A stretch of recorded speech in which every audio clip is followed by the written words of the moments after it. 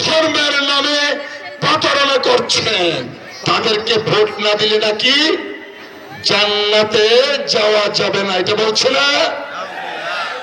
এই জন্য আমি বললাম জামাতি ইসলাম থেকে বলছে যদি দাঁড়িপাল্লা বা 11 দলীয় জোটের প্রার্থী যেখানে আছে, ধরেন আমাদের এখানে রিক্সা, তাদেরকে ভোট না দিলে নাকি জান্নাতে যাওয়া যাবে না, এটা বলছে না?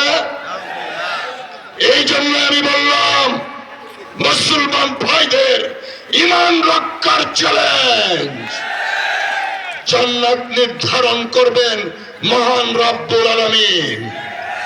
কোন ব্যক্তি বা কোন রাজনৈতিক দল জান্নাতে কে যাবেন তা নির্ধারণ করতে পারেন না। তারা ধর্মের নামে প্রতারণা করছেন।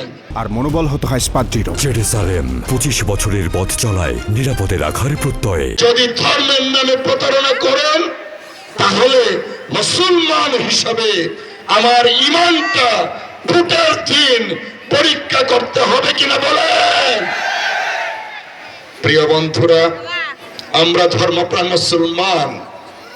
আমাদের প্রিয় নেতা জনাব তারেক রহমান সাহেব যেদিন বাংলাদেশে এসেছিলেন, সেই দিন তিনি মহান আল্লাহ রাব্বুল আলামিনের সাহায্য কামনা করে বলেছিলেন, হে দুজাহানের মালিক, বিশ্ব ব্রহ্মাণ্ডের মালিক, হে সৃষ্টিকর্তা, আমরা সকলেই তোমার কৃপা চাই।